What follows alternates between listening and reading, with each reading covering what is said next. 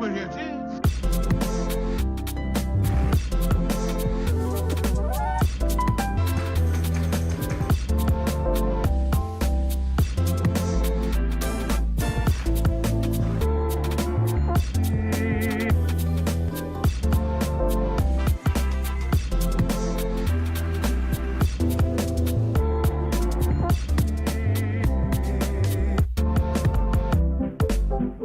Fine thoughts of love and affection.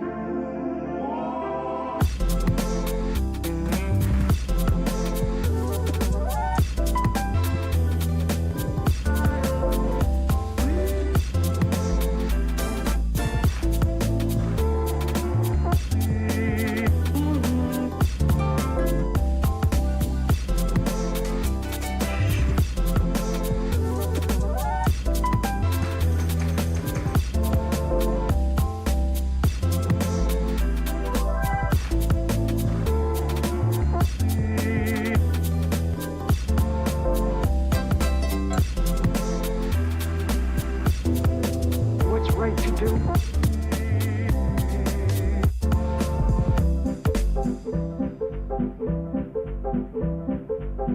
Now, what's that mean? Well, just this.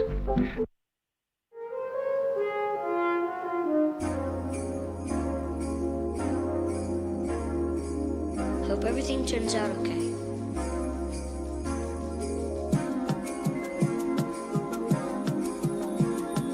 We empty out all the money in the cash register, and Mr. Duncan just, and Mr. Duncan just,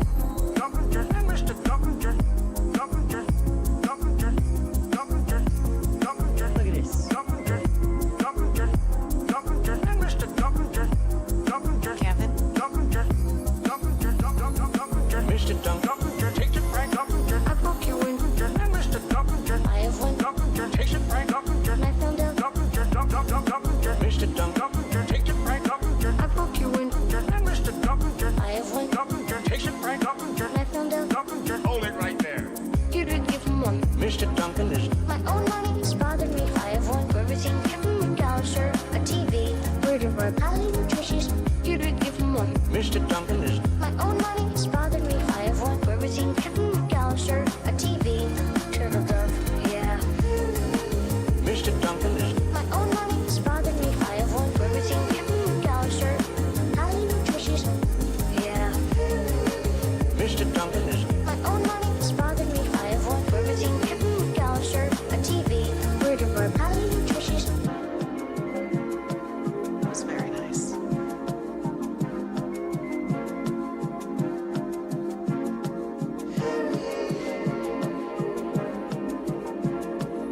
we empty out all the money in the cash register, and Mr. Duncan don't see the pet. Duncan just is the pet. Duncan just is the pet. Duncan just and Mr. Duncan just is the pet. Duncan just is the pet. Duncan just is the pet. Duncan just is the pet. Duncan just is the pet. Duncan just is the pet. Duncan just is the pet. Duncan just and Mr. Duncan just is the pet. Duncan just is the pet. Duncan just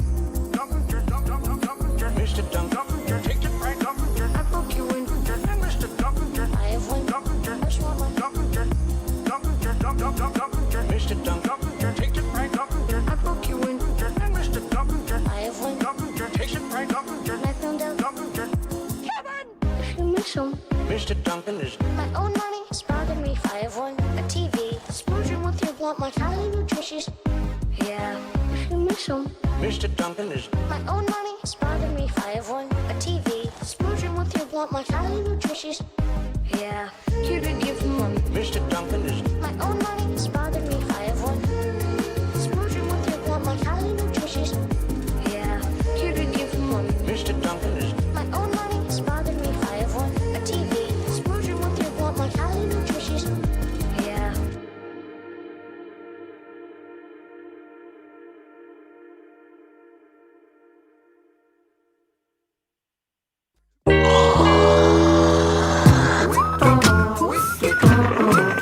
Whiskey,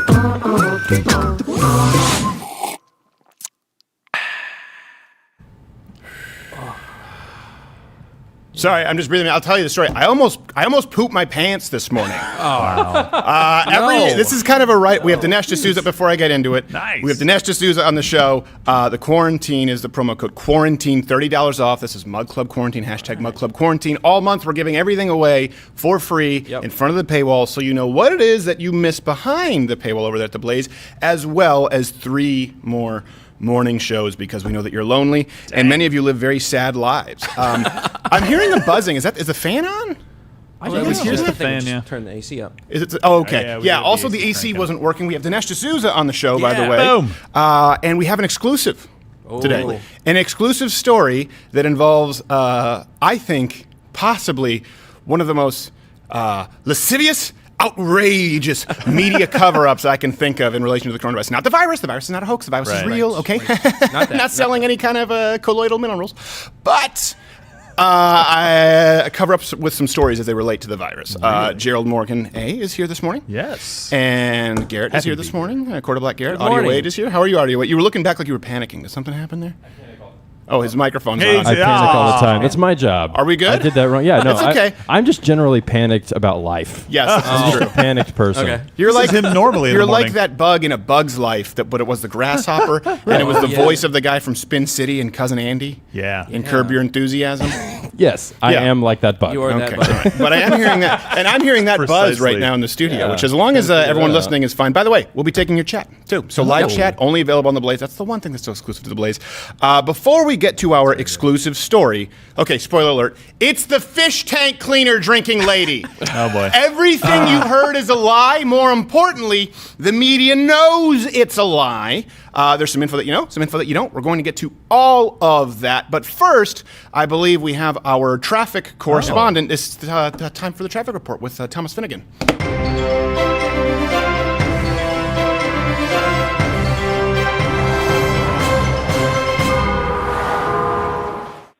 Mr. Finnegan, can you let us know what is going on today as far as people with their morning commute?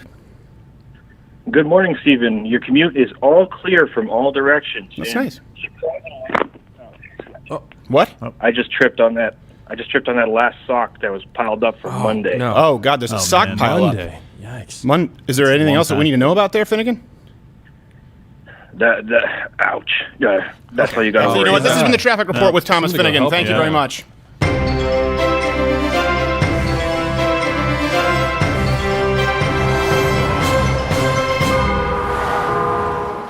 And by the way, you can go to loudwithcrowder.com/schedule to see the live shows, live streaming. Next Tuesday is live streaming with Jean. You're not usually an early riser there, G. Morgan. I am an early riser. What are you talking about? No, I you're not. normally get up early. I just never wear PJs. Oh, really? I just walk around naked. Well, that's fine. The reason I'm actually tossing to you is because I need to carry this for 30 seconds while I drink this I can do that. Brand X antacid. Brand X because they aren't Brand sponsors of the show. Just tape it up and go from there. That seems like a needlessly long intro. Pardon my for language. the, I might shit I think it's myself. fine. I might shit myself right now on this program. That would make for good TV. It would make for exciting. great TV. It is would. the morning. No, I don't- I'm not. well, hold I'm on, not. But I seriously want. I'm fine. But it's one of those things where after there's a gut inflammation where when you walk, it's like, oh God. Yeah, exactly. Oh Be God. careful just But here's sitting the up right thing: now. you could do it, and we wouldn't know for a little Yeah, bit. that's true. Like it would smell eventually, but I mean, we'd it's have kinda to like- No, wipe it's the- very we'd have to wipe the distinct. chair down. There's a very distinct combination with human waste and cotton, and I've told that story because of my brother. and cotton. No, it's a different Cotton is the aroma. X factor. No, it is. I swear to you, it is. I don't know the biochemical reaction that happens. Hey, maybe we can see Sanjay Gupta's. Maybe he knows. He's a doctor, right? Yeah, I don't think he's talking about It's that. not so much to protect you from getting the virus, it's to protect other people. Oh, from that's right. you They're talking getting about that masks. virus. So- We'll talk about that later on as interesting. well. We've been again. championing this for a long time. Origin Maine, actually, Jocko Willings works Yeah. with them. They do jiu-jitsu gis and jeans. They are selling masks right now, which we use here in the studio if we're in close proximity, like if we have to be doing a sketch or something. Right. They said you don't need masks, but our healthcare workers need masks, and now they're saying, probably a good idea to wear masks. So we are going, there's Brendan. Is that him live right now? That's him Yeah, live that's right right now. Hey, wow. Brendan. Even Brendan, I appreciate you wearing the mask, buddy. Good. Looks like he's hard at I work. didn't know we had that live camera. Okay. So this is the first. We don't really usually do this in the morning story, and I want to hear your thoughts, your questions, because there's going to be a follow-up to this. This is a scoop. This is an exclusive. So everyone there, get ready to clip this because everyone's going to run this like it's hot and act as though it was their idea because it's a shame Yeah. that a late-night comedy show / for the month of April, morning drive show, is doing the work that the media is not doing. So, Shameful. Does everyone out there, you remember the fish tank cleaner lady? Chloroquine. Of course. Chloroquine, the lady who drank the. Hold on a second, my headphones are a little high. That might be why I'm hearing the buzzing. Okay, perfect. Everyone there, you remember the fish tank cleaner lady? She drank poi con. She drank. Everyone remembers the fish tank. Clip it now. Crowder Bits, by the way. YouTube.com/CrowderBits. Crowder Bits. Everyone remembers the lady who drank fish tank cleaner, right? Right. Oh, yeah. Yes. Koi pond cleaner. I didn't say poi. Oh, Koi pond cleaner. Good. You almost got there. You remember the story that we heard? Right. The story that we all heard and was covered in most major news outlets, both on television and publications, was that she heard a press briefing from Donald Trump touting the benefits of chloroquine, medication. which is medication can be prescribed by a doctor. Therefore, because she trusted everything Donald Trump said, she and her husband, they both drank it, and he died, unfortunately, a tragedy. She didn't. And then she had some words on mainstream media for everyone else. This was the story. This is how it was covered. Let's go to the clip. Did you see the president's press conference? Where did you hear about? Yeah, we saw his press conference. It was on a lot, actually. And then what? Did you seek out chloroquine? I had it in the house because I used to have koi fish. What would be your message to the American? Kill those too? Oh my God! Don't take anything. Don't believe anything. Don't believe anything the president says. Okay, so here's the thing, and let me make a case. Some of this is absolutely 100% true that we have and then I will offer my opinion, okay? The truth is we know that it's a sham that she hates President Donald Trump, right? So at the very least, this was a fake story on that front. So you probably already know, and I am going to be looking down to make sure that I get this correctly. She was obviously a prolific Democrat donor. She donated to Hillary Clinton in 2016.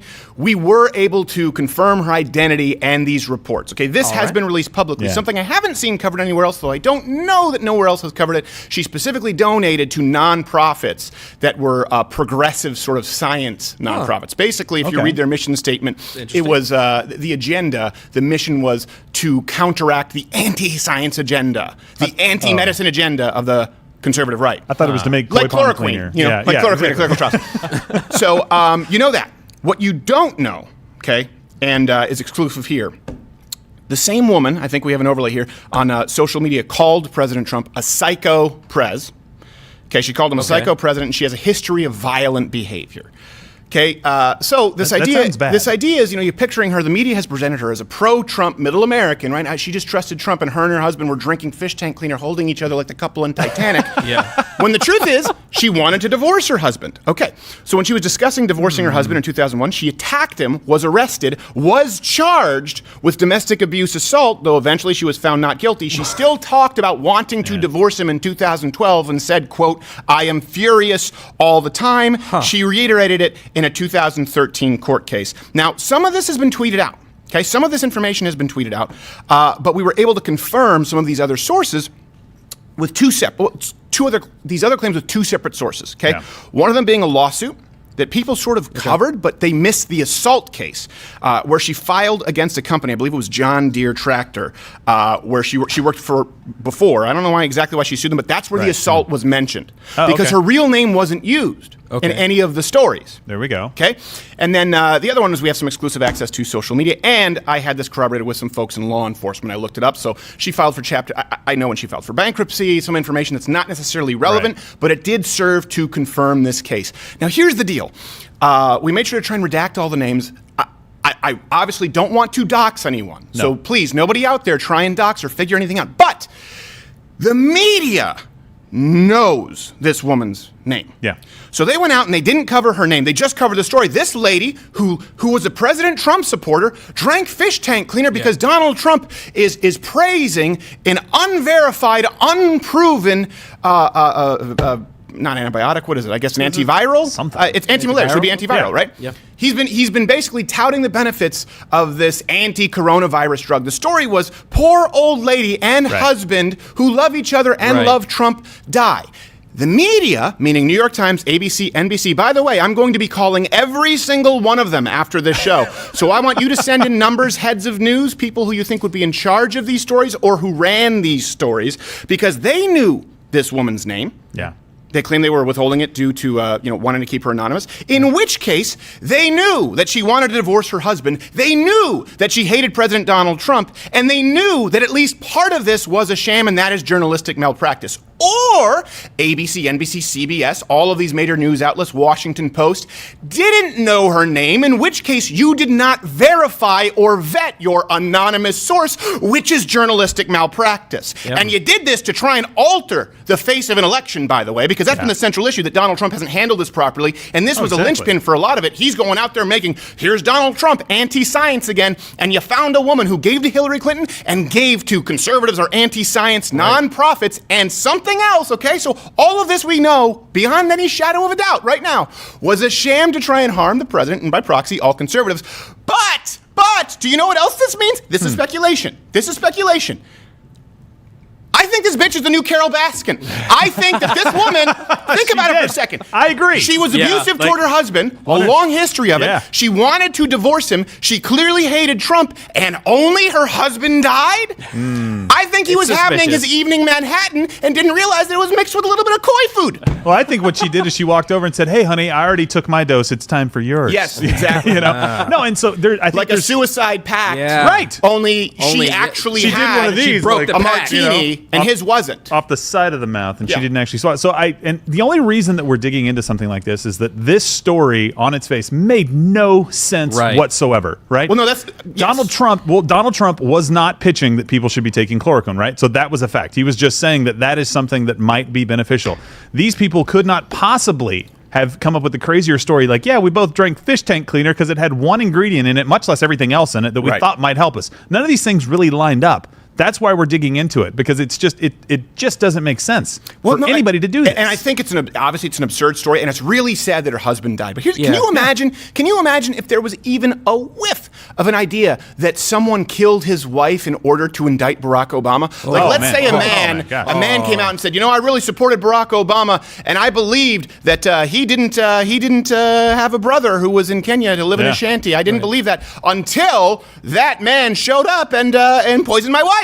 And now I think you shouldn't vote for Barack Obama. And then we find out that he poisoned his wife. I'm not saying that's the case, but I do think there should actually be some kind of an investigation here for criminal activity. I don't know if it's not only fraud, but speculation, potential murder. I think it's really, really fishy. And I want everyone out there to blast this as far as you can. Send me on Twitter at SCrowder any stories that you've seen or watched. Well, seen or watched, same thing. Seen or read, I meant. So watched or read. Sorry, I'm very tired and I almost shat myself.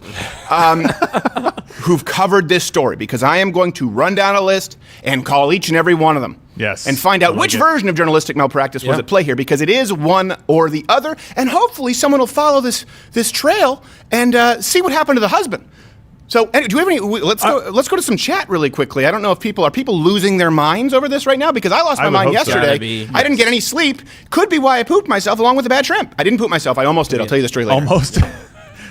You took care of it. Or is there any chat to go to, guys? Yes. By the way, you should use in the chat. We do not have names yet or usernames. Oh, okay. You have to put your own. So just put your own username in there. Of course, hit the notification bell if you are not subscribed, and hit all notifications so that you will be aware of everything that goes up. And it's every day at 9 p.m. on weekdays. And for the month of April, enter the promo code Quarantine, $30 off. Subscribe to Crowder Bits too. You get all kinds of exclusive content. What were you about to say there, Joe? I was about to say, obviously, I've had enough. No, stop it. There's more digging that needs to go on here. But what do you actually think will happen? Do you think the media will do anything about this, or is this like one of the Kavanaugh witnesses that just magically comes up, says something wrong, we find out it's wrong, and they disappear into the ether? I'm hoping there's more to this because it involves a pandemic that affects everybody. Yeah. It affects everybody, and especially because chloroquine could be, we are finding out now that it could be a medical miracle, not a cure, a medical miracle as a therapeutic, as a course of treatment right now to people who are suffering and potentially dying. And the bitch probably killed her husband. So we do have a chat that's somewhat related. So first, thanks for exposing the lies and all this. This is Joe Alert. On that note, however, how do we share what sources like you and other members of the Blaze and even Daily Wire? Anytime I use clips from any right-wing source, my liberal friends dismiss and say they do not count.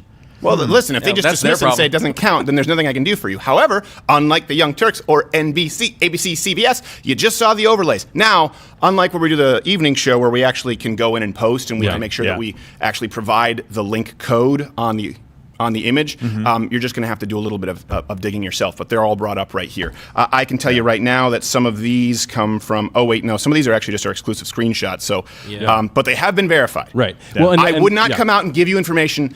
I am, well, you can never be 100% confident. 99.9999999% sure that this is the person and that this is the course of action. Well, the so-called objective news sources are the ones who were doing all this fake work ahead of time. So yeah, it's basically gone to show that we can't trust those guys. Right. So if we pretend like the people who are the so-called right-wing biased sites are the problem, no, it's actually the reverse. And I do want to shout out to Reg the Bandit, our researcher, who's brilliant. He's just he's so a beast. good. He's a bandit. He's so good. He found this. So I want to say the exclusive information. None of that is me. I basically said, "Hey, Reg, I have a hunch."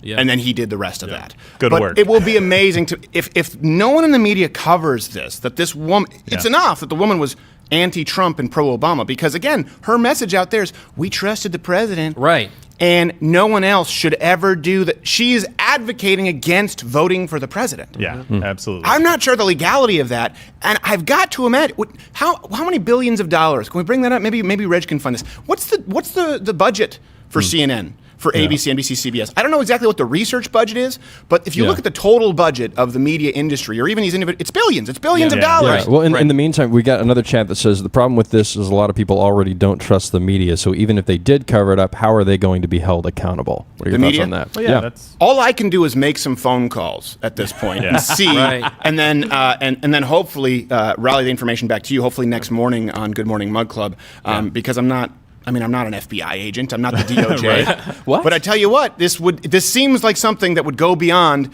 local law enforcement, and that's the challenge. It's not like someone spray painted your yard. Right.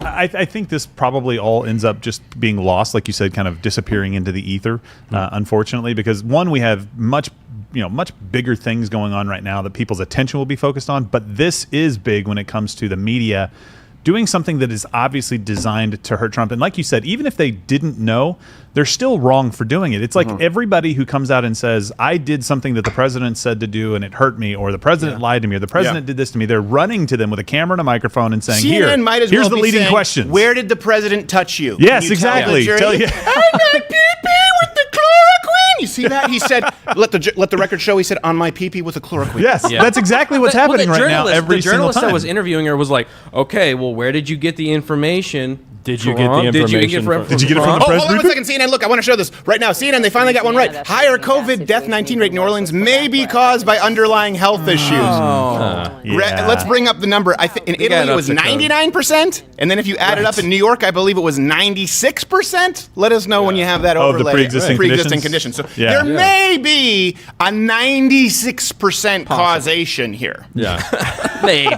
But it's all got to be called COVID deaths. Right, All of it. yes. It's all the It same. is. COVID deaths. Well, I think when this filters out, we're going to be looking, and I talked to my wife about this last night. 1 to 2%, I think, is what the number will actually be, because right now you have a 0.4% in Germany mortality rate, and you have a 10% in Italy. That doesn't make sense. The populations, yes, they're different, and I understand that, but they're not that different, right? That's significantly different. So I think right now, So you're suggesting it's the Aryan bloodlines? No. Which I really, by the way, I don't tolerate on the show. No, the only that's reason I bring it up is so horrible. that the 6'4", blonde, blue-eyed man espousing Aryan philosophy, the I don't Germans? tolerate it. I don't tolerate this on the show. I don't think that's why. I don't think that's why. I don't either. I would never say that. Did you say guineas? I didn't. Did you call the Don't call them Dagos. Oh, my God. Disgusting. Gerald. Thank God we're live and people can hear for themselves what's going on, and there's not a bleep. Oh, no, there's a bleep. Dang it. What's funny is I have to pick the wrong racist terms so that YouTube doesn't remove this. Right. Yeah. Guineas. He's talking about guinea pigs. It's very easy. One of my Yeah. boxing coaches is Italian, and that's all. Literally every time we show up, all he is like, how you doing, you frickin' frog, is French Canadian. I'm like, I don't know, you filthy what? What's going on? Let's go hit the mitts. He's like, that's it. They don't take it offensively at all. No. It's kind of funny. Although if you get into Sicily, and he doesn't like it. He doesn't like talking about the Moors. Really? Yeah. The more.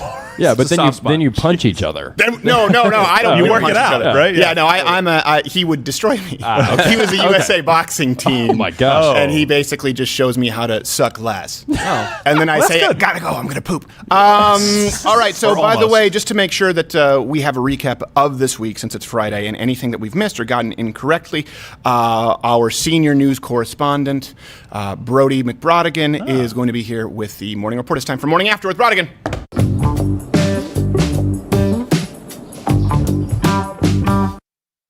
All right, Mr. Brodigan, how are you, sir? Okay, yeah. So with all the focus on unemployment, I have one story about one guy who did get a new job, singer Jackson Brown. Apparently, he just signed an endorsement deal with Corona. No. Okay, hold on. Slow down there, Brodigan. He actually, Jackson Brown was tested positive for Corona. Yeah, Corona's he not a tested good positive beer. he tested positive for the coronavirus, Brodigan. It's not a good beer. I wouldn't call it a virus. Okay, no. Jackson Brown announced that he tested positive for. Do we have anything else on the pandemic there, Brodigan? Okay, yeah. There was outrage on the internet. The internet was upset over an episode of Doctor Who. We're all aware of the internet. Yeah. Yes, they were upset over Doctor Who, where they teamed with the Chinese government to deny Taiwan over. No. What? No. Okay. No. Who is the World Health Organization? Yeah. It was a doctor from who, Brodigan? Are you sure about that? Because ever since they got a girl doctor, it's been all woke and crappy. And actually, Quarterblack knows what's up. Hey. No, Brodigan. No. They're okay. These are both, by the way, these are both old stories, Brodigan. This isn't necessarily a recap from this week. Is there anything more recent? What's going on with the presidential race? Yes, Cardi B. You know Cardi B. She's Cardi B. I'm vaguely familiar. Okay. Well, apparently she endorsed the candidate and said she was on Team Joe, but apparently now she's saying she was just fronted. And Too Cute Manny, do you have that overlay? Is that I don't? Yeah, she's not. Sure. She's Yeah. not here. No. First off, it's I think he means Maddie, and you have the wrong Joe, Brodigan. That's Joe Exotic when she says Team Joe. Right. He's running for president. Oh, or did you guys not see episode 5 yet? Okay. He ran for president. He ran for president 5 years ago. Right, Spoiler alert, Brodigan. What Joe Biden? He's the one running for president. Yeah, it's a different. He's the one running for president in 2020. Different guy. So. Wait, who's that now? Okay. He's the wonk. Yeah. He's the political Brodigan, wonk? McBrody, have you been drinking? No, I'm supporting our sponsor, Black Rifle Bourbon. No. It's Black Rifle Coffee. Bourbon is a classification of coffee bean. It's actually a grading. You know what? Just that's fine. That's enough. Let's go. Go. Let him know. Stop it. That's been the morning after with Brodigan.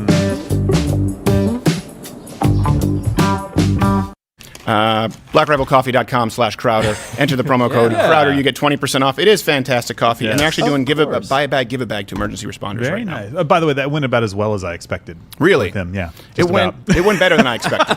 Good. I kind of knew that I was taking a risk. You were. You really were. Sitting in that chair right now with your stomach. Yes. Yeah, I'll talk about that in a little bit. What's the next story we have to get to here? It's the morning suite. Oh, okay. Story 2. Here's something. Yeah, we do have a story about the Blasio. But before I get to that, here's one thing too. We've talked about this audio, Wade, and Gerald, as people who run businesses.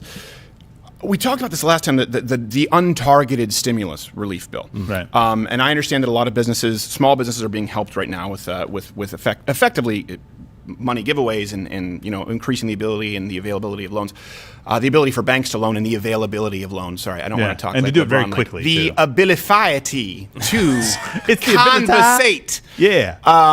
The data would suggestify. So I love it when here's something that people don't remember. This is why I'm so against universal basic income.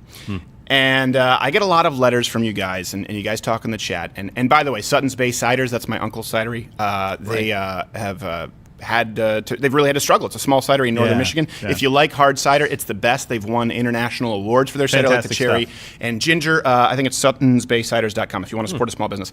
And that has nothing to do with this story, but I did read a couple of stories from small business owners out there, particularly having the lower wage employees right now. This is why I'm against universal basic income. A lot of people haven't taken this into account when they say, give it directly to the workers, don't give it to businesses, and they assume that businesses are all big businesses. We have 12 employees, by the way. The classification for a small business from the government, I believe, is under 500. So for these keep that in purposes, context. We have 15 employees, sorry. We have 8 in the office at any given time right now, and 12 who are usually in the office. There are a lot of workers right now with businesses who are not coming into work because they're receiving a check. This is anecdotal. We do not have numbers on this right now. We won't have numbers for probably several months. But this is one of those things that you hear a lot. People say, oh, you really think that if you give everybody $1,000 a month, or if you give everybody $1,200 or $1,700 if they have a wife or a codependent. I don't know how it works with wives versus children. So wife a codependent depends on the kind of sandwich she makes. So people say, you think they're going to stop working? Yes. Yes, there are a lot of people, unfortunately, who want to simply remain comfortable, and they will forego the hard work as long as they make enough. Look at what happens on Native American reservations. It's not a federal check, but they sue the government over the land, and then, of course, they get a check in perpetuity. A lot of these people, it's destroyed the community. And this is really bad long-term for the American economy. Here's why.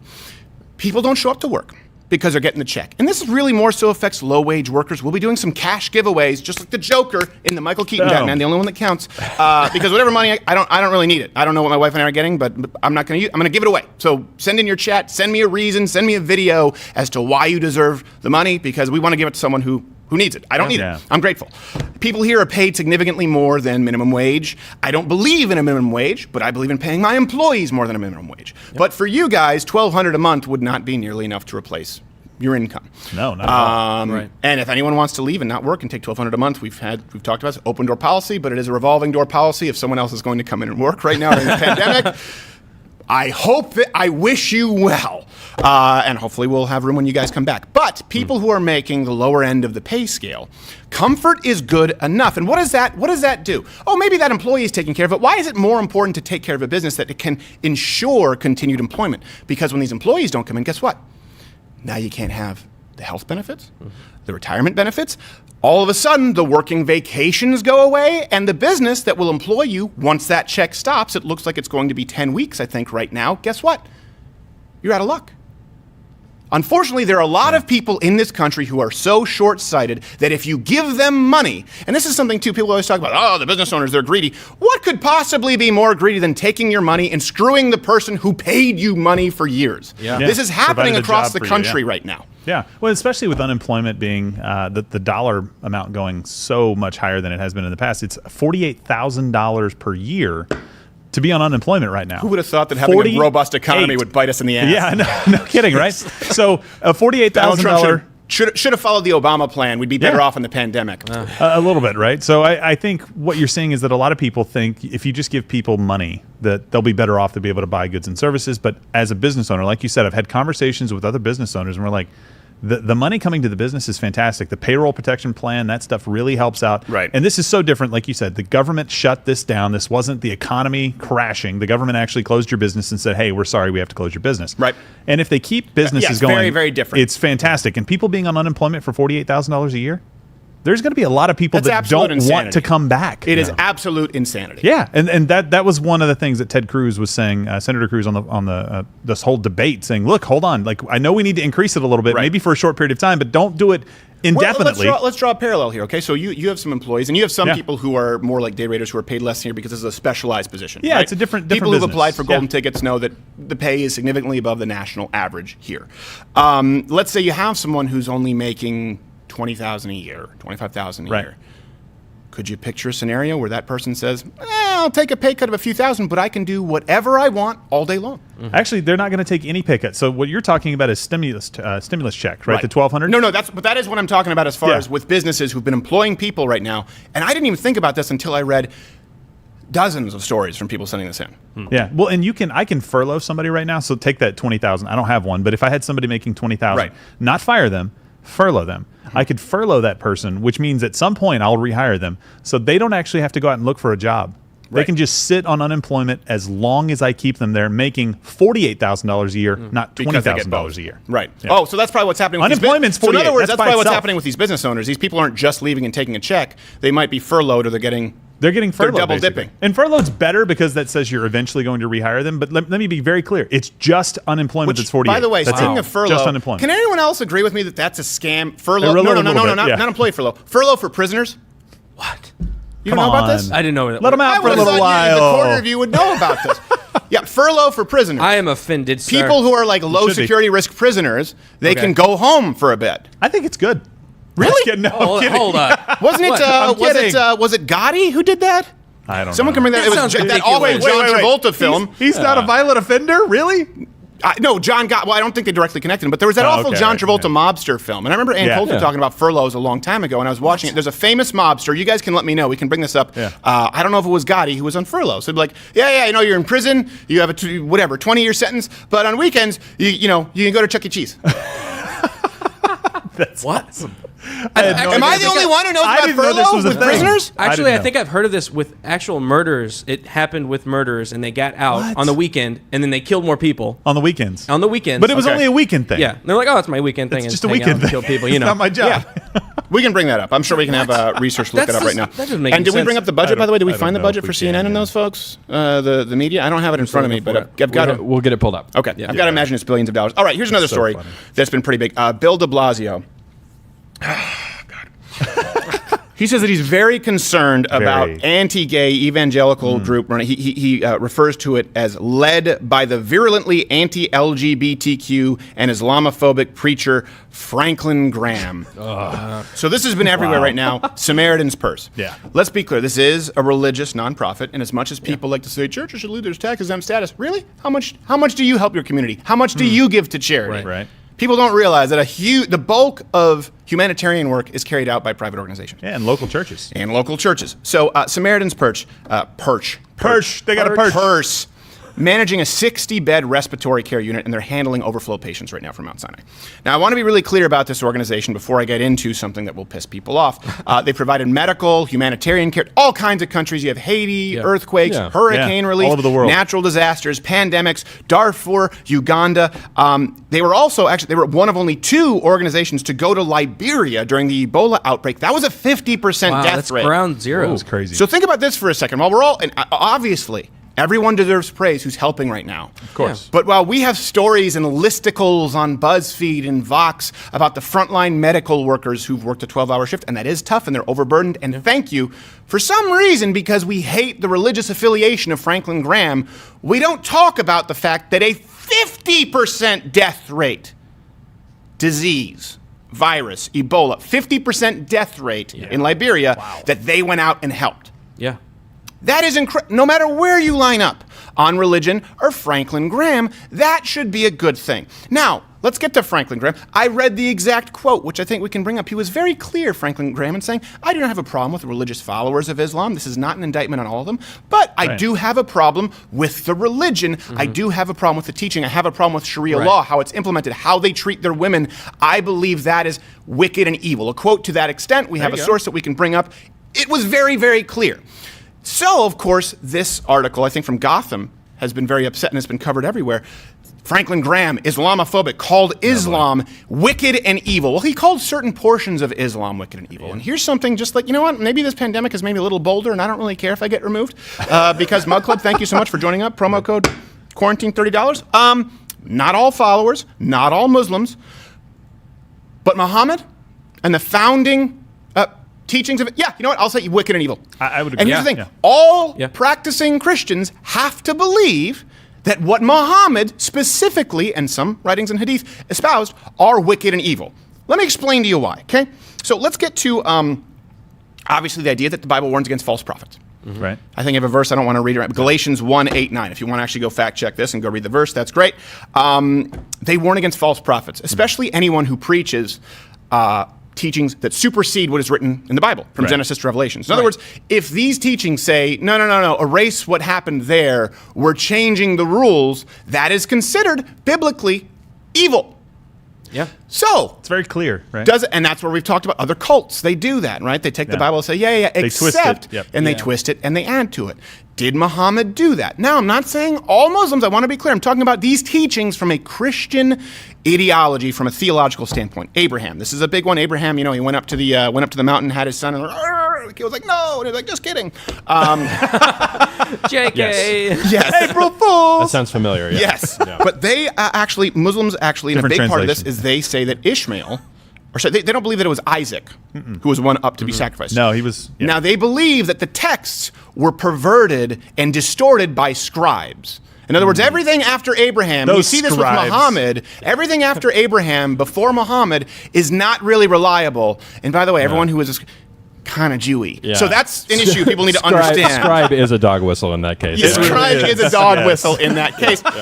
And does that not kind of give you an idea as to where maybe some of the anti-Semitism, which has arisen in the Islamic world for the most part, always, where it comes from everywhere. if you believe that the Jews and the Christians lied or twisted, warped everything past the sacrifice, the non-sacrifice of Abraham and the blessing of the first child. That's a big deal. That is evil because guess what? It's accusing Christians and Jews of being evil. Right. Yeah. No, and I think it's a pretty simple equation, right? If you have a one true God and he has set up a kind of a system, right, and he sends his son, and this is God in the flesh, and he dies for you, and this is the way to heaven, and that's what he says, right? So the claims that are made in Christianity leave no room for other claims to be made, right? By themselves. That is the only thing that can be, either that or God is a liar. That's the only choice that we have. And so Islam comes along and says, no, there's another way.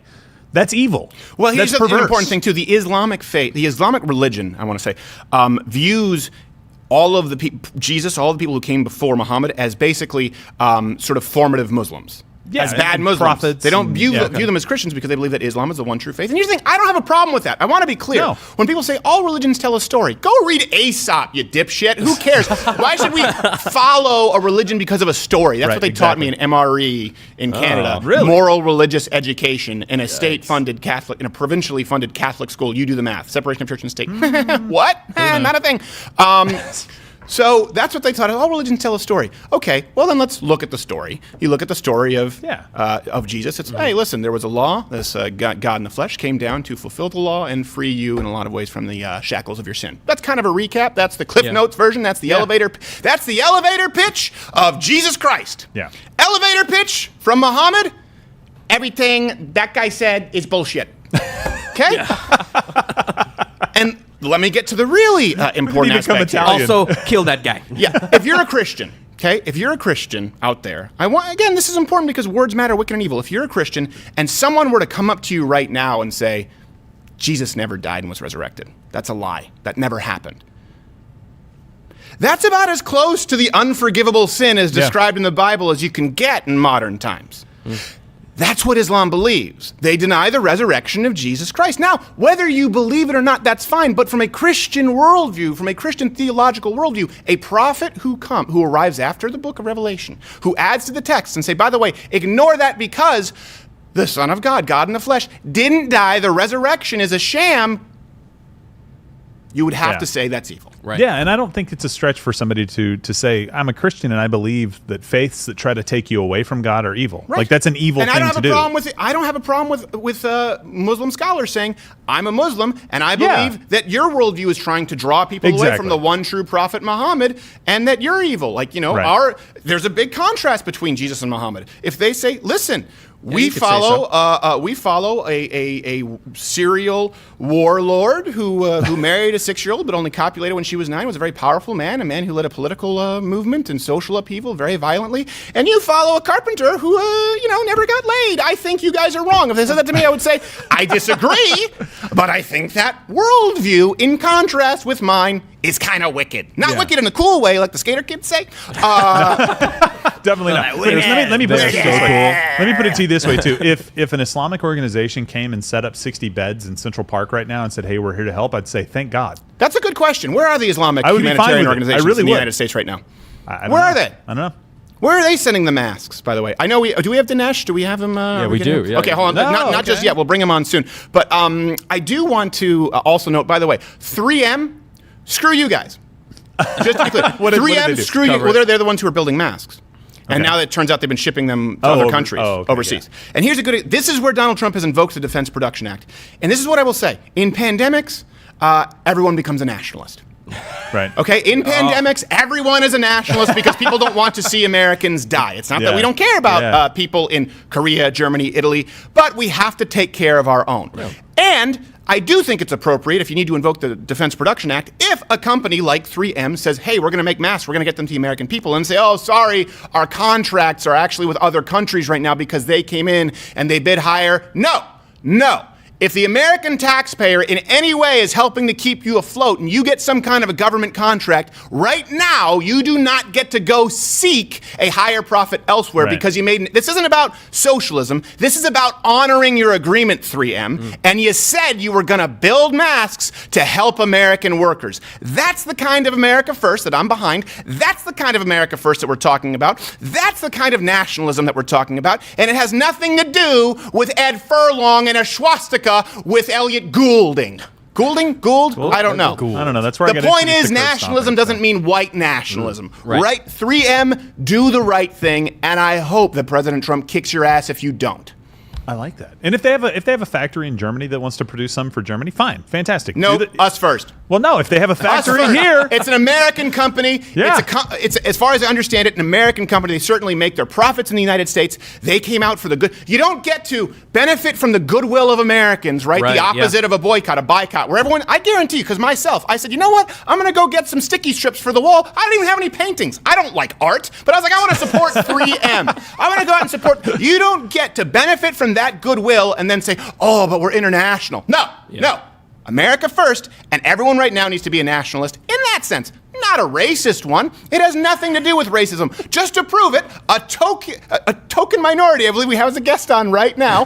His new book is, I want to make sure that I get this right. Well, you know what? He can tell us about his new book. It is The United States of Socialism. Mr. D'Souza, how are you, sir?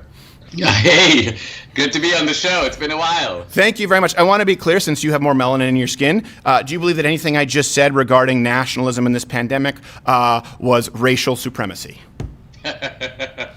No, not at all. I think it's interesting how there's been an effort to spin this in racial terms, and I think that it actually reflects this kind of new socialism, we could call it.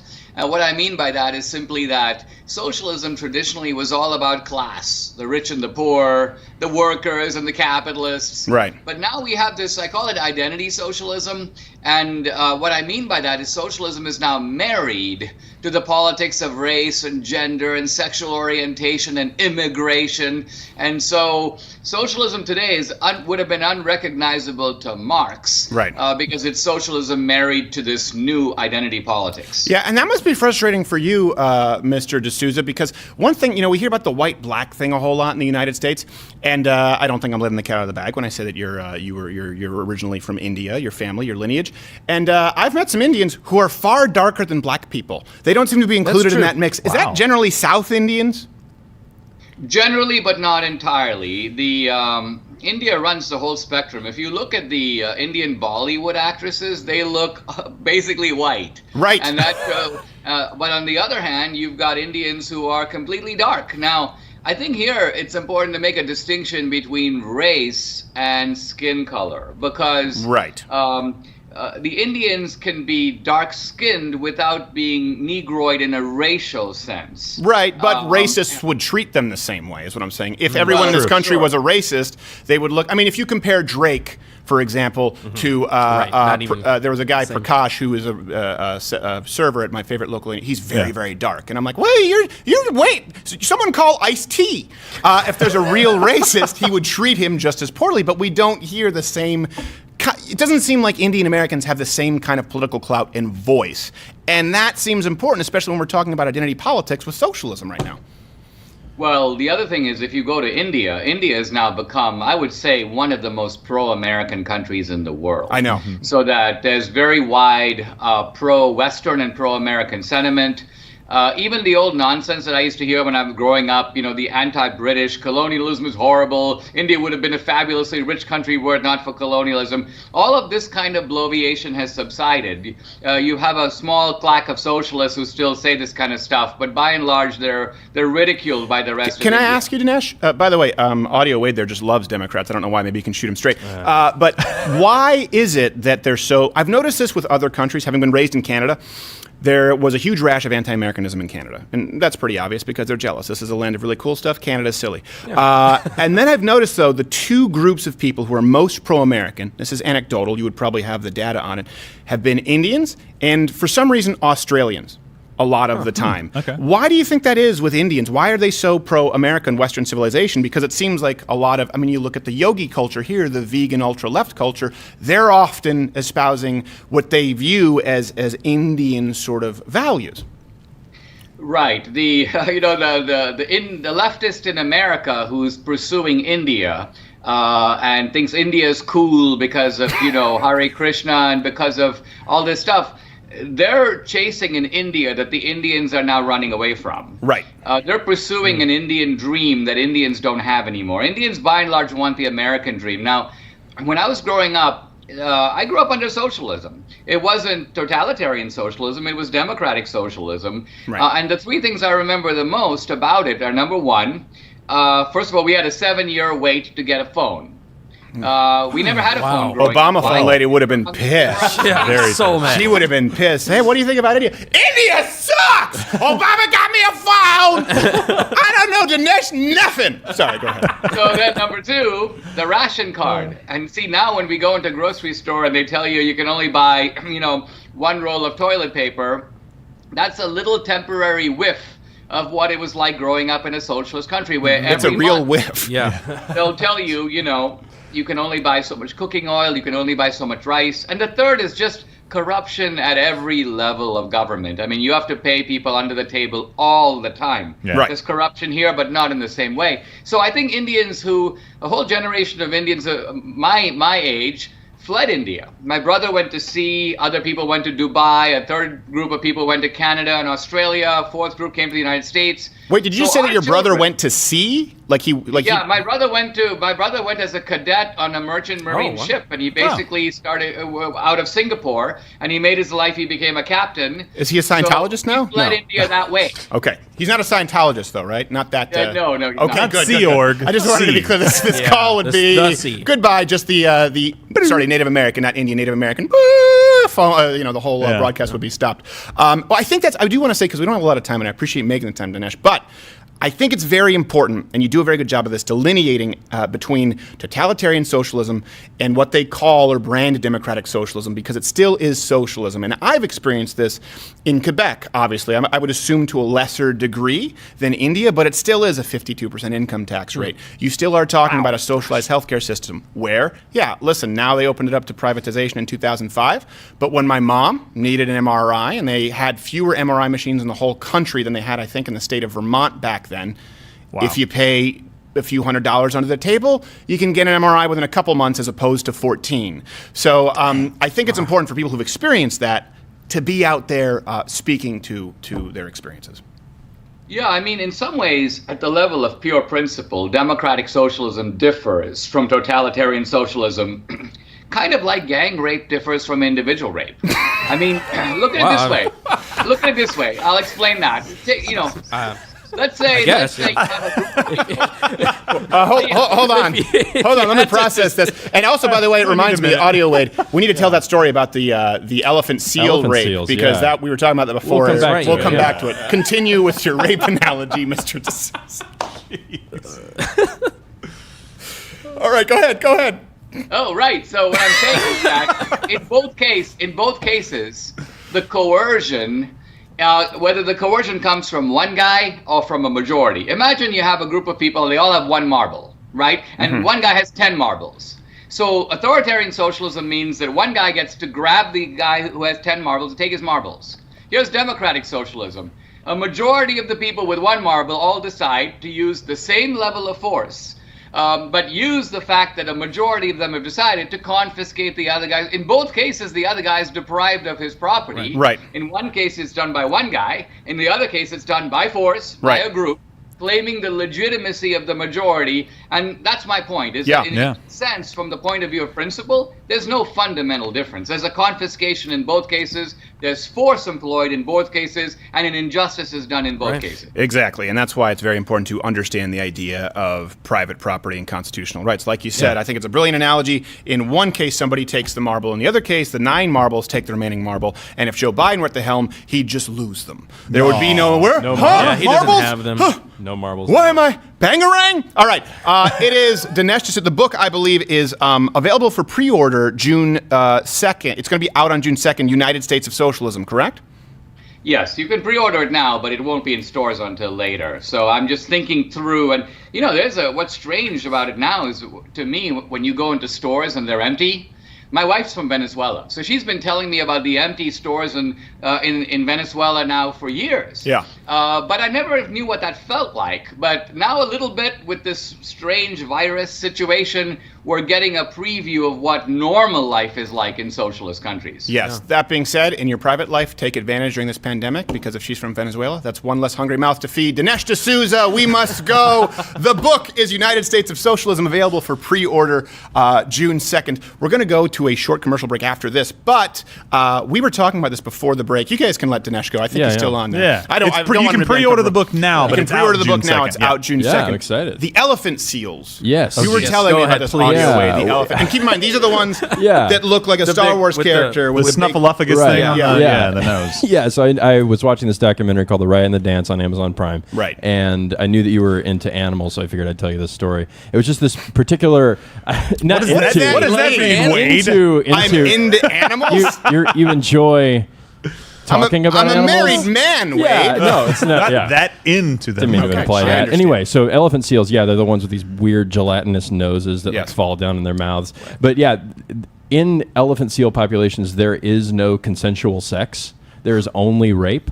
But there's only rape, but they're also super jealous of each other. So like one guy had like 7 females that he constantly rapes, and then but if another elephant seal comes and rapes one of his females, I was raping that. That's the gal I rape all the time, and then and so I in this documentary there's one where like this elephant seal is raping another guy's rape victim, I guess. And then you see in the shot this other elephant seal coming and just like charging at him with this weird nose flopping around, and they get in this disgusting looking fight, and then to determine who gets to rape. Exactly, and then the female just like slides away. Boys will be boys. Okay, this is gonna hurt. Here's the thing. I've also, and you've heard me when I did this at the River Plantation Country Club one time when I did stand up. One of my bits used to be like about how horrible animals are, because you'll see PETA. A lot of these animal rights activists say, well, I never see animals treat each other the way humans do. We treat each other more inhumanely. Like, really? Is this something that you actually mean? Could you try to explain to someone, anyone, an animal rights activist, that scenario with humans? Like, no. This is a relationship. Like, oh, okay, so this guy's a polygamist? Not exactly. He doesn't take responsibility. He just has a bunch of women. I don't know that he pays their room and board like a polygamist, so much as when he feels like it and he can find them, he rapes them for hours on end without mercy. And no one else is allowed to, because that's his raping post. I mean, could you, with human, and then on the flip side, if we could break down the language barrier, which of course we can. I don't think anyone speaks elephant seal yet. I don't. No. Try to explain to them the Harvey Weinstein scandal. They'd be like, wait, hold on a second. Yeah, but she got the Oscar, right? Like, I mean, what's the problem? Even in this case, she voluntarily. Yeah. I mean, that sounds like that's a solid dude. I don't have the willpower for that. Think about it. This is human beings. Elephant seal rape. Oh my god. Elephant seal's bad. Not good. You know what? Am I missing anything for a commercial, by the way? Because I don't think we need to go to a commercial. Do you guys want me to go to a commercial? I think. What do we have as a commercial? It's Black Rifle Coffee. It's not a new one, though, right? No. All right. So listen, blackriflecoffee.com/Crowder. Enter in the promo code Crowder. You get 20% off. They're doing buy a bag, give a bag right now, where they're actually giving bags to first responders and medical workers. Did we get any of the budget from the networks at all? That's okay. I don't care. Put it this way. We have it here. It's more than a handful of mugs. At least 2 hands. Yeah, we have it here. Yeah, the statistic. Let's see. From 2010 to 2016, in 2010, the income amounted to $732 million U.S. dollars, and it grew to $7.23 billion. And that's just NBC. Yeah, that's just NBC. You could say more. You could say more. Slightly more. I mean, if you look at the budget and the funding in round 1, round 2, and round Al Jazeera from the Young Turks, it's like towering over us. It's not even close. Join Mug Club, please, if you still want us here. Quarantine, you get $30 off. I feel like Carl the intern could have made a phone call with that budget. Right. For them. He could have been like, lady, did you kill your husband? Right? You did. Okay, good. Got it. Yeah. Did you both take the fish tank cleaner together? Yeah. And if so, would you submit to a random urine/blood test? Exactly. I don't want to. I'm just so shaken up from trusting Trump. It will come out. And You watch. by the way, Apple Podcast, of course, you can subscribe there. All the audio stuff, Crowder Bits. And yeah, $30 off with the Mug Club Quarantine right now. exciting. It's a great deal. We did Islam Evil. Okay. Yeah. Let me go to this. The checklist. Do we have any We chat? said Islam was chat evil. really quickly? Yes. Go to chat really quickly and see what people are saying. Yeah, Hey, we'll go to TD chat. Jakes is on TV. Oh, good. That Yeah, guy is black that's with good, a yeah. grayish tint. I don't know if we can bring that up. Yeah. It's a very grayish tint. Maybe it's just bad makeup. Yeah, it No. is. It is. Could be. It's probably. I don't mean his beard. translucent. Right. Translucent powder. I hope he's doing okay. I've heard nice things. I don't really know anything, so don't fact check man any of it. He could be horrible. He could be fantastic. So we have a He chat. might not be gray. We have a chat from American Patriot. Good Oh. name. Hello to the Louder with Crowder crew. Thanks so much for the Mug Club Quarantine Month. Do you guys think there is a possibility that this virus could be used to remove constitutional rights or a vehicle for socialism? Oh, of course, absolutely. yeah. I think Yeah. so many people are Trojan yearning horse. for it. Yeah. What was remarkable to me was there was a news outlet. I can't remember that. Oh no, it was a guy at Vox. It was an asshole at Vox. Sorry, memory trigger. Yeah. It was an asshole at Vox, but I repeat myself.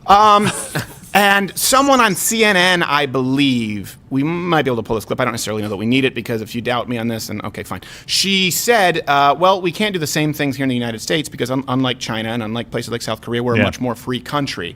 And someone at Vox said, seems she confused South Korea and North Korea. No. It doesn't only have to be Kim Jong-un, but we have a right, a constitutional right to privacy. South Korea used private data on phones to track, monitor, and then release private information to the public in South Korea so that others could avoid them. Like Dinesh was talking about socialism, totalitarian socialism versus democratic socialism, rights are still removed in that instance. Rights are still removed when your private data or any private information is released publicly for the greater good. I think we need to do everything that we can. I think this is a legitimate purview of government in the sense that this is a national security issue. It's a national emergency. That's why they exist. However, they are not allowed to simply trample over constitutional rights. Those are always intact. Yeah, absolutely. And I think the answer to the question, too, is what Gavin Newsom said. It's obvious. Like, this is a chance for them to launch their progressive vision for the country, not only in the economy, but in politics. He said that on the news. I think it was yesterday, the day before. And I think anytime you look back at countries that transition into socialism or end up in an authoritarian state where they weren't before, it's something like this that usually triggers it. Either a horrific economic situation, maybe Germany By the after way, World what's the War I. limit to how much of this? You could drink the whole bottle. Just chug it. Peptis Bismarck. Peptis Bismarck says... Don't you love that I had to put on tape? Yeah, you taped over the directions too. That was a part you should have left open for us. I don't know if that's happening right now, but this is the scary part of the situation. And I am all for government doing something like this if they can tell us that this will work. My problem is 15 days, guys. Wait, you're all for the government releasing private data? No, I'm all for the government doing a shutdown like they are right now. Like you said, the purview of government, it's a national emergency, a national security issue. I get it. If they can tell us that what we're doing will work, because we know what we're doing to the economy. There is no question that we're damaging the economy. What you did tell me was that it was 15 days. Then you came back and said we need another 30. What happens? What they don't tell you? Oh yeah, go ahead. And one final point: in October, November, when somebody comes around and says somebody has COVID-19 somewhere in the world, are we all running for the bedrooms again? Are we shutting down countries and economies again? Because that is going to happen. Right. We know that for a fact. Yeah, and they keep reporting. They keep reporting how many masks we have, but we don't know how many masks we need. Right. So, so the sort of raw numbers are really. That's absolutely right. And in that case, I guess you said running for the bedroom. I mean, I would run for the bathroom. Well, whatever running for. Gerald runs for the bedroom. German lineage. All right. So. Have some fun on your way out, you know? I do think your kid's going to see this someday. Oh, my God. How do you think you got here, You son? said that. Speaking of which, I'm so sorry. No, you're not. The names have not been changed to protect the innocent. There are no This innocents. is something that I talked about. You can go back and watch. It's hard to know exactly who to trust. So off of your point, it's also the numbers that they don't release. When they say, look, these are the deaths. Okay. Who's dying? Not every life lost is precious, of course. And I hate, by the way, it's like one of those things where you can never criticize a war or military action without being accused of hating the troops. Now, I do think that if we are actually at war, you should probably not denigrate the troops when they come back or spit on them like with Vietnam. But if you say, you know what, I'm not necessarily sure that we can fix the Middle East, that doesn't mean that you hate the troops. And I hate it when conservatives sometimes do that. I also hate if you say, hey, maybe this isn't the right approach to the coronavirus, that somehow you don't care about the lives lost. The lives lost do matter. What they don't tell you when they're shutting down the economy is that 90-something% in Italy, 99, I believe in New York it's 96. We've done it in previous videos where the links are there directly. 99% of coronavirus patients in Italy had pre-existing conditions or over the age of 80. Right. Yeah. They should be telling us that because that might determine what we do. It might determine whether people will tolerate or even ask for their rights to be removed. Yeah. In other words, they might say, 99% of people are over the age of 80 and have a pre-existing condition. Otherwise, the fatality rate higher than the flu, but well under 1%. And with these precautionary measures, it can be lower. Let's not shut down the entire economy because I want my child to have a future in this country. That would be a reasonable response. If you're only given half of the information, that's a problem. And this comes back to another story that I think is very important because I talked about this quite a bit in this same vein that it makes it really hard to know what to trust. So masks right now. This is a new story. CDC, they're now saying that masks may be good. That they may be good. Like we didn't know this. Who wants to put the over-under on in 2 days? They'll say masks. Okay, they're good. Masks are good. Masks are good. You love good masks. Love masks. Mask. That's what they're going. Because really, it's not about what's best for you. It's about the fact that there was a shortage. Yeah. And why does that matter? Because they're trying to cover their own asses because the government shipped out a lot of these medical supplies and didn't replenish them. Oh, right now. Trump says, here we go. It said Trump says new recommendations on masks are upcoming. Like, there you go. meaning like they're good. Well, they're good if used properly. Well, hold on, shut up. Let me. I've spoken with doctors. I know. Don't cut me off on this because I don't want to give the wrong. What's your information on masks, Gerald? If you use them improperly, you can. Okay, all right, exactly. Yes, exactly. Now, sorry. You just ruined the lead. Did I? No, it's okay. I don't care. But I want to be very careful because some people think that the improper way to use a mask is that you can't reuse masks ever. That's not true either. That is not true either because that's misinformation that has been put out there by supposed doctors. So initially, what were we told? You don't need masks at all. I said on this show, actually, masks kind of help. And I talked about if you don't have a mask, you can make one out of a t-shirt or a pillowcase. Did a lot of research on that. They said, don't take masks because we have and then they said, but every healthcare worker needs one. Right. Because there's a shortage. Well, hold on. What is it? Do masks not work? Or is there a shortage? Just tell us, listen, everyone should be wearing masks, but we screwed up, so we don't have enough masks, and the private industry is going to have to step in and save us. So, yes, masks help, but please bear with us. Because we suck. We're incompetent. If they said that, it wouldn't have been a problem. The problem is they lied to the American public. And so what does that do? It removes faith in institutions, just like with the media and Russia and a false impeachment sham. I didn't mean to actually shut up. I just want to make sure I get the right medical information because I could be sued. And I could, it's already happened. Usually an angry transgender, but in this case it could be an angry transgender doctor who just looks like Sub-Zero. What are you saying about the reusing masks? Yeah, no, they should have just been honest from the beginning. The same things that they're accusing President Donald Trump of not being honest about. Right, exactly. Saying, he should have just been honest from the beginning. Well, here's the thing. Do you not, and this is also, I don't want to attribute to a sinister motive what you can simply chalk up to incompetence, but do you really believe that the CDC, that government health agencies suddenly woke, do you think their head popped off the pillow like, I was wrong about masks? Right. They knew when they said this. Why? Let's bring up the study. Masks work. We know beyond any shadow of a doubt that masks do help. That's why they do them in a lot of these Asian countries. And sure, when you get on a Southwest flight and you see someone with that and they're eating hard-boiled eggs, it's weird, it's unsightly, but that's not like a wet market. It's just cultural differences that we learn to tolerate. But the reason, if they didn't tell us that masks work, I can't think of any other motivation than thinking that we can't handle that information. Right. Like they lie to us to try to, because they don't think we can discern, like, okay, these people need them, I should not buy them. Right. But so they basically are assuming we're stupid. Well, no, I don't think they're necessarily assuming. They're not wrong. No, hold on a second. I don't think that they're assuming the American public is stupid. I think that they know the American public will be manipulated by the media in the sense that the media will go out and say, buy all the toilet paper. People go, what? I have to buy all of the rolls. That's fair. And that's what would happen with the masks. If the media comes out and says, we don't have enough masks because Donald Trump, CDC, shipped them as opposed to Barack Obama. But and unfortunately, these could be life-saving measures in these dangerous times. And everyone's going to go, I need a mask. Right. That's the issue. The American public are not stupid. I will say this. No, But unfortunately, a lot of the American public, and particularly some older portions of the American public, have believed in this idea of objective journalism. Yeah. And so I think right now they have to think, the CDC, FDA, Donald Trump, they have to think 2-3 moves ahead, because there's a difference between what they want to say versus what the media will say. And by the way, I want this to be a campaign. You don't air the press briefing, you don't get a press badge. That's why it matters, because Donald Trump could come out and say, hey, listen, we are building more masks. Okay, we need more masks, but right now, give priority to healthcare workers. And then the media, because they refuse to write in the briefing, then they write commentary saying Donald Trump says he lied about masks because they want to hurt his approval rating. When Donald Trump speaks directly to the American people right now, his approval rating goes up. And so what do? They stop running the press briefings. How effective are masks? I've talked about this on air specifically, 2-3 weeks ago? Again, Origin, Maine, they're stepping up. They're doing masks, reusable masks. Even a homemade mask, particularly from a cotton blend, T-shirt or antimicrobial pillowcase, okay? We have a link right there, so hold it up a little bit longer so that people can, this comes from NIH.gov, where they did a study, and you can find more information on it. They studied to see what was most effective at removing particles.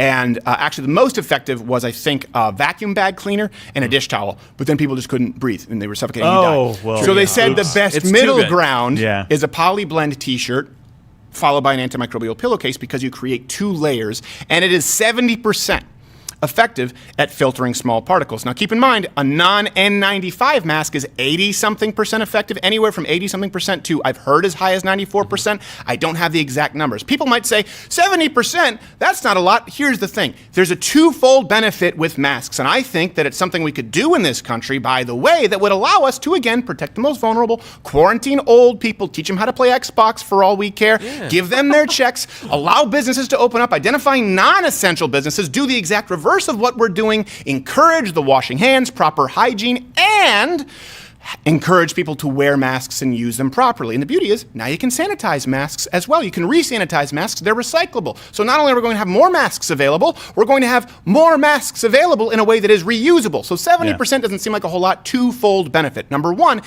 we're finding out that the droplets, it's not an airborne virus. It's not like, mustard gas. Transmitted through But the droplets are going significantly further than they initially thought. There still seems to be some testing, a little bit of disagreement. I don't want to give you false information. Masks almost completely eliminate that. Okay? So masks they eliminate very effectively. The 70% is not about droplets going out. Droplets going out, masks are very effective at stopping that. So what happens? People who are carriers, maybe even people who are asymptomatic, which, by the way, it seems like that should be silver lining, right? 25% of people are asymptomatic. So in other words, 90% of people, when you total it up, have the coronavirus, have no symptoms at all. Yeah.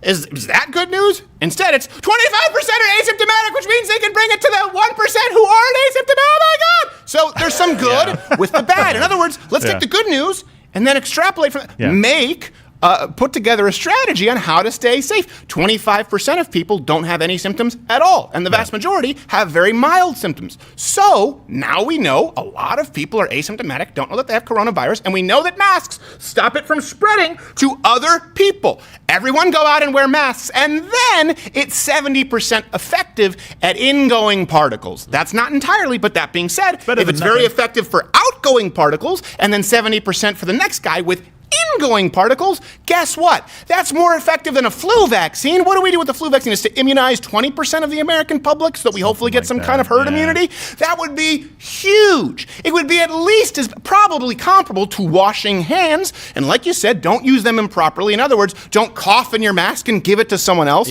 Don't think that you can just put your mask on and off and on and off and it'll actually keep the bacteria out from you. Now, if you're a carrier, don't touch the mask. Don't touch your eyes. You cough into it and people get particles on it, and then you take it off like this, and you're like, well, you just got it on your hands, and then you touched your eye. Like, just take it off. Well, this way. The problem there is if you have it.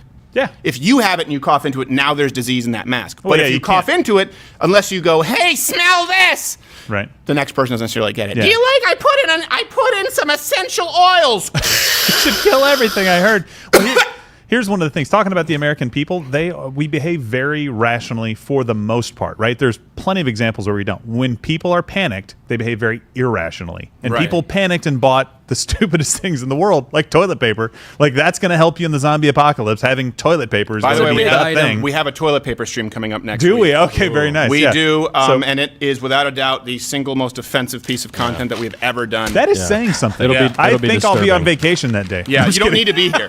You do not need to be here. But it's important that we do it. It creates that kind of panic. And so if you have a CDC or you have the federal government come out and just say, look, guys, like you said, we need to get these to first responders. When we get that done, you will get the masks. We'll get whatever we need to you. Yeah. That's much better than panicking people and saying, oh my God, did you see all the toilet paper's gone or all the masks are gone, right? We behave very irrationally and we become stupid. So that's my point. Especially if we don't have all the information. If we don't have all the information, the American public going to panic even more. They're going to go to Facebook and find the information. And I will that's say mostly this, wrong. and their friend down the here's street. one thing. Let me be really honest with you guys, okay?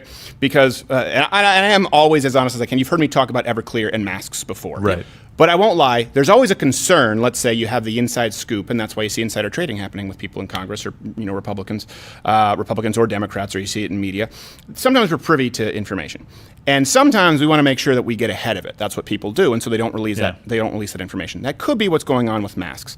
I think that has happened with a lot of people as it relates to some of the emergency supplies. I will tell you this: I was conflicted about telling you guys about Everclear because I was like, let me go buy some Everclear right away. But I told you that day, and then it was available, and only a week later did Everclear start getting purchased off the shelves, because Everclear can be a sanitizer. It's 90% alcohol. It can be used as a hand sanitizer. It can be used as a cleaner. It's also something you can drink if you need to. And right now it's significantly cheaper than hand sanitizer. Now, I have a couple of bottles of Everclear, so I'm fine. But I wanted to make sure that you guys know about this. The one area where I will say that I don't tell you is my favorite cigar. People always ask, and I don't say it because it is available in very limited quantities. It's a seasonal release, and I haven't been able to get a hold of a manufacturer. That's one of those things. People want to know, when do I use my celebrity or my clout? I want to make sure that I have enough of my favorite cigar before I recommend it, because I know I'll never be able to find it again. So it's not, that's just my thing. That's just my thing. How selfish. Okay? So everything is out in the open. If I were to go to confessional, that's what I would confess. I've never told you my favorite cigar. I've told you about all the cigars I like, but the one I really love comes from like one portion of this field, and it's so good, and it tastes like I had never had as a Canadian. Maybe they have them in Canada. Yeah. But you said it tasted like a snickerdoodle cookie. Yes. Yeah. What? It tastes like a snickerdoodle. So nice. I am not a violent person, cigars? but it was so I nice. would kill all your so children nice. for a lot of these cigars. Oh my gosh. Well, how many are we talking about? I make it quick. I make it quick. Oh. Yeah. I don't want to hurt anybody. Like I'm a not a monster. Like a large quantity of them? Like I need to Not have like a quantity. 10. So that's the only thing. Yeah. I had a kids. point with this. Oh, okay. So same thing with masks. In other words, we've said from the beginning, masks are really important. Origin Maine, they can do 1,000 a day. We have those. They are reusable. Here's something else that I'll let you in on. I use something in our. This is not news, but I hope this helps some people out there. I use something because I have a jiu-jitsu gym at home.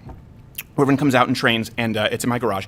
I use something called Simply Green, I think it is. It's a matte cleaner that we use. Soylent Green, yeah. No, it's not Soylent Green. It's Simple Green. I think it's sold out. You can't find it now anyway. I always have a few gallons of it on hand because it kills staph infection, ringworm. That's a big thing in grappling. Now, that being said, you can put 2 ounces of this into a laundry load, and it will sanitize it. It can actually be used in industrial settings. Oh, okay. And so that's what we've been doing with our Origin masks here at the BlazeTV studios. You can find those. Origin Maine is the company, and we put them in there and wash them with this Simple Green, I think is what it's called. I don't know the exact name. It's Matte Clean Simple Green. Johnny boy, you know what it is. You can send it in matte cleaner, and we sanitize the masks, and they are reusable. Oh, nice. It does say on there, right? good. Coronavirus. It kills coronavirus. It does say that. It does say that it kills coronavirus. This is a novel coronavirus. Keep in mind that 7 to 15% of all influenza deaths every year, all influenza infection cases, are some form of coronavirus. Right. Not this kind, but some form. So there you go. Masks, Everclear. But I'm not going to tell you my favorite cigar. Just let me have this one. I love you. There are other cigars that I love. This is not a lie. In my other top 10 list, I love Brick House Standard. I love the Rania cigars. I like almost anything from Espinosa. I like almost anything from AJ Fernandez. I love Padrones. I love the Oliva V. Milanio. All of these are great cigars, but I'm not going to tell you my favorite. Yeah, we have a chat here from Matt. If it's about the cigar, I don't want to hear it. I don't want to hear it if it's about the cigar. I'm not going to tell anybody. Well, never mind. No, it's not about the cigar. Okay, It is from Matt in Florida. What repercussions should China face for unleashing this pandemic on the world? And then he has a couple of suggestions. So forced forgiveness of debt, mass tariffs, recognition of Taiwan. What do you think? I think all of the above. Yeah, I think okay. all of the above, and guess how? It starts with us here in the United States of America. Let's be nationalists and actually recognize that we have the power to be the change we seek for assholes around the world. So we can recognize Taiwan. We can try and exert pressure to make sure that all international committees and treaties that have anyone sign on to it recognizes Taiwan. We can make sure that, there's some forgiveness of debt, at least to the amount of economic damage that you've done to the global economy. And as far as the tariffs, listen, I'm not a protectionist. I just believe that they should start playing fairly. So in other words, it should be an equal give and take with goods. If they take the tariffs off of ours, if they start importing fairly, we should do the same. Until then, we mirror them exactly. It's matching intensity. Like my original Brazilian Jiu-Jitsu instructor, his name was Blasio. When I was going in, I was rolling really hard a little bit. I was a white belt. We've talked about this, a little bit spazzy. He goes, hey, Steven, I want to tell you a story, okay? When you fight, you match the spies. I said, what? He goes, I said is, when you fight on the match, if you go switch, people gonna be switch. People gonna be switch with you like a cookie. He didn't know snickerdoodle. If you roll switch, people be switch with you. If you roll spicy, people not gonna be switch. So he was saying you match the intensity. We do that with China, but certainly Taiwan should be recognized. If Brad Pitt can get praise for 7 years in Tibet, I think that we should certainly go out and start hammering international commie pricks for not recognizing a nation that wants to separate from Right. Well, and, isn't it funny that the punishment that China gets is basically that they just have to start playing fair? Right. Your punishment is that you can't do all the crap you used to do and get away with it anymore. Now you have to be normal like everybody else. It'd be like if a Chinese guy were swirling another Asian guy, by the way. It'd be like if a Chinese man were swirling a Taiwanese, I don't know if I think they're all probably about the same size, small in stature in general, swirling a Taiwanese person, and then a white American goes and goes, hey, you stop swirling him. And then the left goes, racist? Is it because he's Chinese? No, it's because he's swirling the other What are you, Taiwan? It's because he's swirling the other Asian. The other nondescript Asian. I want the Asian to stop raping the other Asian. That's nothing to do with race. But we're accused of being racist or ethnocentric. That's true. Yeah, we do have one more chat from Daniel here. He says, after the coronavirus is over, what is the first thing you will do? What is the first thing that I will do? Gosh, I think I don't know. It hasn't changed my life a whole lot. That's the truth. I'm such a hermit. Yeah, that's true. What are you going to do? I'm going to go out to eat with my wife, probably. You know, like we just want to go out. I mean, she likes to stay inside too. So for her, this is like this is the same kind of thing. It's like, oh, everybody has to stay at home, and I have no expectation. Is that what she tells you? Even just because she doesn't have a choice, but she's like, no, I like it. And then she's throwing down her ponytail from the window. Someone help! Exactly. I don't let her on the second floor. I don't know. Honestly, I really don't know. I have no idea. My life hasn't changed. Maybe I'll go out to eat. Like I'll go to a restaurant, which usually like I eat at home anyway. My wife cooks or we order home. We'll go back to doing a normal show. I don't know. I honestly, like, the thing is, my life is so day to day, making sure that we hopefully serve you guys adequately. That's why we're doing Mug Club Quarantine. This is one thing too. I was talking with Wade this way. I'm like, you know what? I'm doing twice the show. I'm not going to make an extra dime. Right. That's not what happens with me. But you're just working harder. We're working harder because expected. I can't fix people in an ER. You can't. Right. Yeah. I can make jokes. We can talk about elephant seals. It's true. You know what we should do? We should, and I'm not. Usually, I don't like your suggestions. You don't. Yes, but we should do like a celebratory live show somewhere. That would be a lot of fun. An end of quarantine live show. I'm committing to it right now. Yeah. I'm just kidding. And then we start the pandemic all over again.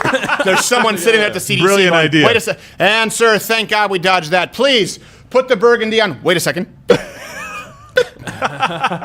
And it's a Louder with Crowder live on campus. Shit. Okay. Only 9 people sorry about can be that. there. Right. Okay, we do have to get going, by the way. Of course, you can hit the notification bell if you are not subscribed to Mug Club. Hit all notifications so that you do get to see all of our content every day. And it's every day at 9 p.m., Monday through Thursday, I believe. And then, of course, we still have uploads Saturday, kind of at asymmetrical times, I guess, for lack of a better word. Crowder Bits, Apple, iTunes, and please, listen, it's Mug Club Quarantine Month. We are giving $30 off to everyone out there who would like to join. You don't have to join right now. You're trying it for a month for free. And if you want this content to keep going, things like after the quarantine, Change My Mind, things like Crowder Confronts, more super videos, which, by the way, we can't do right now. That's one thing we're going to do whenever. That's one thing we'll do. We'll be able to get back to that. Super yeah, videos. for sure. There are actually quite a few new confronts, if you can believe it, that happen. Nice. I'm just lying and waiting. Huh? Let's go. Can I cough on her? him. Z. Yeah. Spoiler alert. So we do encourage you to join. We'll be, of course, here. The next show we'll be doing is live Monday morning. Good Morning Mug Club at 10 a.m. Eastern, and then we'll be Jonky will be live streaming video games on Tuesday. So let me just tell you this in closing. Personal story, and I talk about this. It's not necessarily in line with the Crowder Closes that I do on the typical Thursday show, but there's kind of a rite of passage for men. I had a comic friend who said this, that every man has the rite of passage. They have two stories. One is where they drink too much. Typically, that's the story they tell, and one is where a man craps his pants. And he believed that if you didn't have these stories, that you were not a man. I don't have either of those. Good-sized penis, though. So I figure it evens out. Yeah. Slightly above average. Bell curve, little higher. Just past center. That's how you know I'm telling the truth. Or am I playing To the 8D left. chess and trying to make you think that without exaggerating making you tell the truth? So anyway, every man typically has those stories. I don't. But as far as the story of crapping one's pants, today I came as close to this as ever in my life. And it was a spiritual experience. Let me explain to you. Every morning, my routine is I drive, nowhere in particular, I drive around in my car and I have Black Rifle coffee and usually have some kind of a seltzer water as a palate cleanser because I really like savoring the coffee, and then sometimes I'll have a cigar. Okay, listen, sorry, so sue me. That's my morning routine. I have kind of a loop that I do. For some reason this morning, and I'll get to the some reason, at least my suspicion, I was driving away from home. 10 minutes. So I knew it was 10 minutes back. I know the typical loop is about 20 minutes at its furthest point. And I went, oh no. Uh-oh. And I felt the rumble. Oh no. And it was more than a rumble. It was like, okay, this is a problem, right? So let me just turn around, and I'm going back. So the loop is not the same street because I turn around in a different portion. I like seeing the sunrise because I'm up pretty early. Yeah. And as I loop back around to come home, I feel like, okay, I'm definitely not going to a public restroom because of coronavirus right now. And I figure that it can climb up there. If we can't touch our eyes, if we cannot touch our eyes, if there's any irritation there, I figure it's somewhat porous, and I don't want to roll the dice at the 7-Eleven. You don't want to be the guy that got coronavirus through his ass. No, exactly. Yeah, you don't want to be that guy. Patient zero, no good. You don't want that to be on your tombstone. You know what's funny? What if there is a guy where that happened? Oh, man. And he's sort of like, he's a guy who everyone suspects is gay, but he's been telling his wife no. And then the doctor's like, you got your coronavirus through your ass. What? No, sweetie, what is happening? Somebody coughed on me. Must have been when I looked at that telephone pole. So I didn't want to stop at a public restroom. So I'm driving home and thinking, okay, I got time. And then on my loop home, there's a roadblock. And because construction workers can't go out and work, it's not moving at all. Oh, no. So 3 lanes has become 1. And I imagine that a demonic figure was put in the Hyundai 4 cars in front of me. Because what should have been at this point 7 minutes Just to turned test you. into 15. Oh, no. And I'm sitting there, and I know some people are going to think this is sacrilegious, but I swear to you, I was sitting there and I was just praying. I'm like, please, Lord, don't let me crap my pants. Please, God, don't let me crap my pants. I've not done it. Don't let me crap my pants. And then at a certain point, I just realized once we're going to minute 15, 16, 17, I kind of released myself to the process. And I said, you know what? You lay all your problems at his feet. I'm going to stop because the lactic acid threshold, there's a lactic acid threshold for the pucker there. People don't know it's just like a bicep. You know, there's a certain point you can't do any more curls. Right. At a certain point, it's like opening the pressure chamber in Sphere. And which was the one with Sam Neill underwater? Was it Sphere? Sam Neill. Event Horizon. I don't know. Event Either way, Horizon. demonic That's figure right. in Hyundai, and I'm like, Scott I'm not Morpheus. going to. So I said, okay, Lord, I am not in control of this. Whatever happens, happens. And then I thought for sure that I did. Because there was some sense, there was relief. There was relief. And okay. I sat there for another 5 minutes, Mrs. Hyundai. Wow. And I made it home. And then I still ran to the bathroom because I figured I maybe only, released a certain amount to make it bearable until I got home. But I shit you not. I got home. I went to the bathroom to check the damage because I wanted to make sure that I threw anything out, pull an Al Roker. And I check my sweatpants. And it was like Shadrach, Meshach, and Abednego. There was no poop. I didn't poop myself. Whoa. They didn't burn in the fire. I looked, and I was like, what? So for some reason, and then by the way, I took care. I went. So in other words, it wasn't like I didn't have to go anymore and I missed my chance. It was so painful. That's why you saw me with the Pepto-Bismol. I think it was just like after giving birth, there's a certain level of remaining inflammation, auxiliary inflammatory. Okay. Oh my gosh. Markers. Just compared. Okay. And what happened there was did we have that overlay? Yeah, we did. It was clean as a whistle. Wow. And I tell you what. And you took a picture of it. Everyone always is looking for a big sign. Sometimes with God, the Lord works in mysterious ways, and it's the small things. And so I still don't have a story of crapping my pants, which I guess means I'm not a real man, but I'm eternally grateful. Thank you very much. Join Mug Club, hashtag Mug Club Quarantine, promo code Quarantine, $30 off at louderwithcrowder.com/Mug Club. We will see you at 10 a.m. Eastern Monday morning.